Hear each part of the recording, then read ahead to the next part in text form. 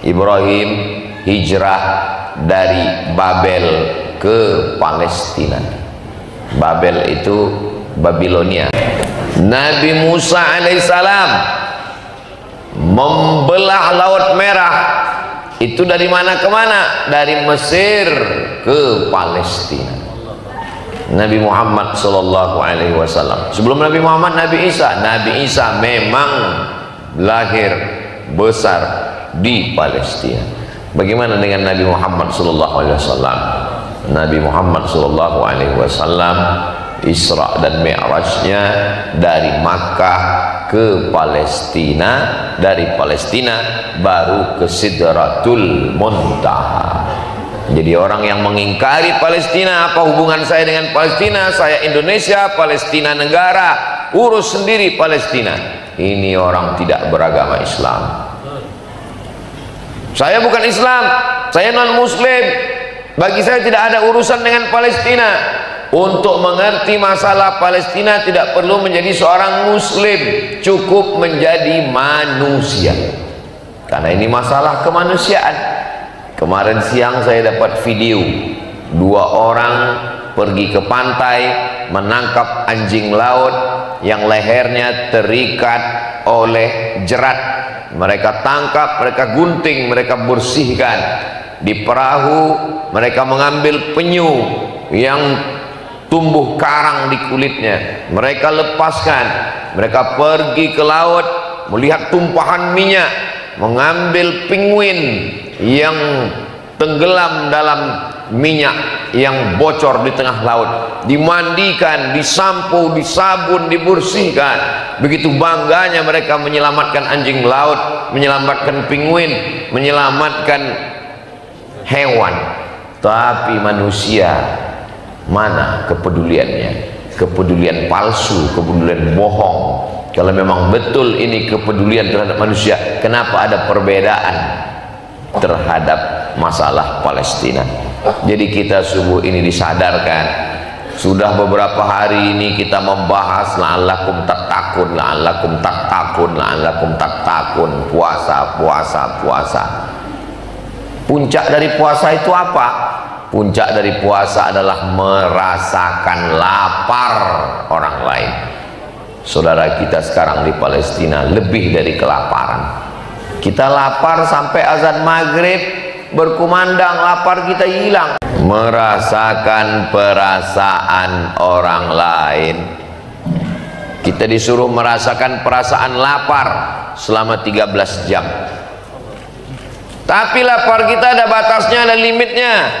Kita lapar, setelah itu lapar kita berubah. Satu hari di hari yang sama berubah. Dari kelaparan, begitu azan maghrib berubah menjadi kekenyangan. Tapi saudara kita di Palestina, beberapa hari yang lalu kita dapat video. Begitu mereka dapat lemparan tepung gandum, lalu kemudian tumpah di tanah, mereka cium tanah yang tumpah tepung gandum. Saking rindunya mereka, mereka belah daun kaktus yang tumbuh di gurun pasir itu. Tahu sendiri kaktus itu pahit, tapi karena lapar mereka kunyah kaktus itu. Kita sedang merasakan perasaan orang lain. Emangnya PBB tidak bisa menyelesaikan masalah ini? Membahas masalah kelaparan di Palestina, yang membahasnya orang kenyang, narasumbernya kenyang, panitianya kenang. Seminar tentang kelaparan tidak bisa diselesaikan orang kenyang. Yang bisa mengatasi, menyelamatkan itu hanya orang yang lapar. Jadi subuh ini puncak daripada iman bukan tahajudnya, witirnya, tarawihnya, berapa kali khatam Quran. Puncak dari iman adalah bagaimana engkau peduli kepada saudaramu. La yu'minu, kamu tidak beriman hatta yuhibba li akhi, sampai kau sayang kepada saudaramu. Ma yuhibbu li nafsi, sama seperti sayang pada sendiri sendiri. Man lam yahtam bi amril muslimin, siapa yang tidak peduli kepada saudaranya di Palestina, falaisa minhum, dia tidak diakui sebagai umat Nabi Muhammad sallallahu alaihi wasallam. Ini yang berada di depan saya ini umat Nabi Muhammad atau umat Nabi Ibrahim? Umat Nabi Muhammad sallallahu alaihi wasallam semua ingin menjadi umat Nabi Muhammad SAW. Lau kana Musa hayyan, seandainya Nabi Musa itu masih hidup sekarang, ma wasa'ahu illa ayat tabi'ani, dia pasti akan ikut aku, kata Nabi Muhammad SAW. Maka kita yang sudah dipilih Allah menjadi umat akhir zaman, hidup di tahun 2024 ini, maka kita bertanggung jawab. Kenapa saya tidak lahir pada zaman Salahuddin Al-Ayyubi? Seandainya kita hidup di zaman Salahuddin Al-Ayyubi, kan ringan beban kita. Palestina dalam keadaan tidak terjajah. Memang ini sudah ketetapan Allah. Allah takdirkan kita hidup di zaman Palestina terjajah, dan kita akan diminta tanggung jawab di hadapan Allah Subhanahu wa ta'ala. Sudahkah kau membawa istri dan anakmu ke masjid? Sudah. Sudahkah kau menolong saudaramu di Palestina? Kalau tidak mampu menolong dengan kekuasaan, mengirimkan bala tentara, mengirimkan roket, mengirimkan senjata, mengirimkan rudal, tidak sanggup, maka paling tidak kirimkanlah apa yang bisa kita berikan. Mengirimkan seperak, 2 perak untuk dibelikan gandum, makanan mereka, bisa mereka ikut berhari raya dengan kita nanti, insya Allah. Amin ya rabbal alamin. Saudaraku yang dimuliakan Allah Subhanahu wa ta'ala, kenapa orang Bani Israel ini sangat ingin mengambil bumi Palestina ini? Apa yang menyebabkan mereka ingin merebut Palestina ini? Jadi mereka itu meyakini ada namanya Mesiah. Mesiah artinya dari kata masih menyentuh. Kalau dia menyentuh orang yang lumpuh, sehat. Menyentuh orang yang buta, sehat. Menyentuh orang mati, hidup. Menyentuh orang yang kulitnya berbelang, normal. Maka disebut dengan Al-Mesiah, menyentuh. Mereka meyakini Mesiah itu nanti akan datang di akhir zaman dan turun di Palestina, yang akan menyelamatkan mereka. Nanti kalau Mesiah yang mereka yakini itu turun, maka mereka akan menguasai dunia, dan selain daripada mereka akan dijadikan sebagai ghaib, keledai tunggangan. Kita akan menjadi keledai tunggangan karena kita bukan suku dari mereka. Mereka melihat suku itu dari ibu. Makanya Yahudi pulang besar-besaran dari seluruh dunia, dari Rusia, dari Maroko, pulang ke Palestina. Tapi dicek dulu ibunya siapa. Bapaknya Yahudi, ibunya non-Yahudi, nggak dikasih masuk. Ada Yahudi hitam dari Afrika, nggak dikasih masuk. Diperiksa ibunya siapa. Nah, jadi kalau ada perempuan-perempuan Indonesia yang nikah sama Yahudi, anak kau tidak dikasih masuk juga ke sana.